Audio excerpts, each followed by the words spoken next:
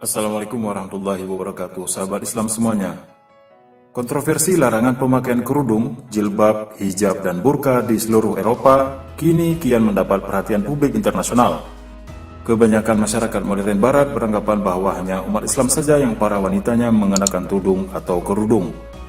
Sedikit banyaknya, hal ini bisa jadi dipicu oleh propaganda media barat yang mengasosiasikan kerudung sebagai simbol Islam dan terorisme.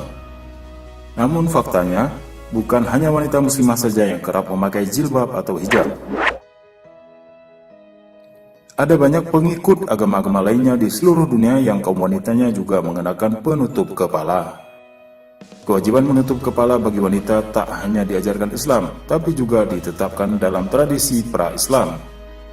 Murtada Mutahari dalam bukunya The Islamic Modest Dress menyatakan bahwa hijab dan kain kerudung sudah ada di tengah sebagian masyarakat pra-Islam.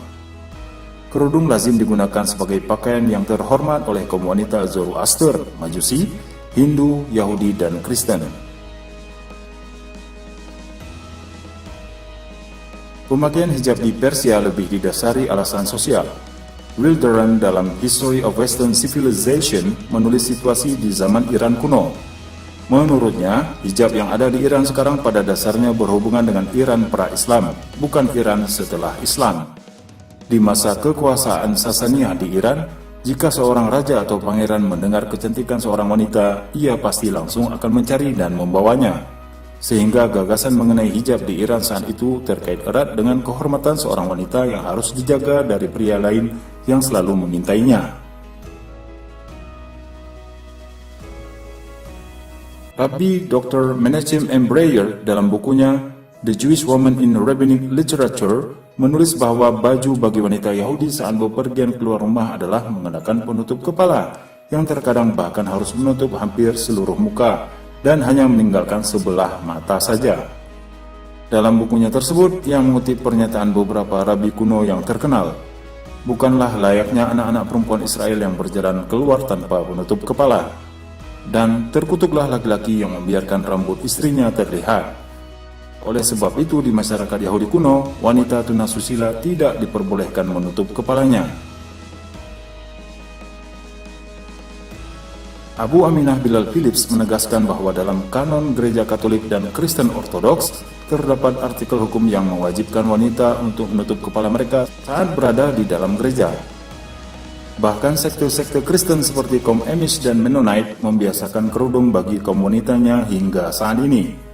Tetapi tiap-tiap perempuan yang berdoa atau bernubuat dengan kepala yang tidak bertudung menghina kepalanya, sebab ia sama dengan perempuan yang dicukur rambutnya. Sebab jika perempuan tidak mau menudungi kepalanya, maka haruslah ia juga menggunting rambutnya. Korintus 11, 5-7.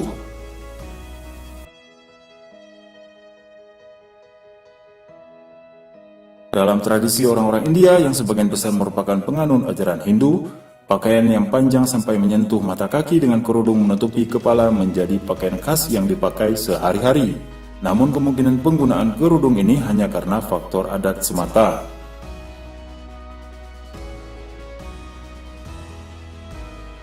Kerudung atau jilbab dalam Islam merupakan cermin dari inner states yang tulus.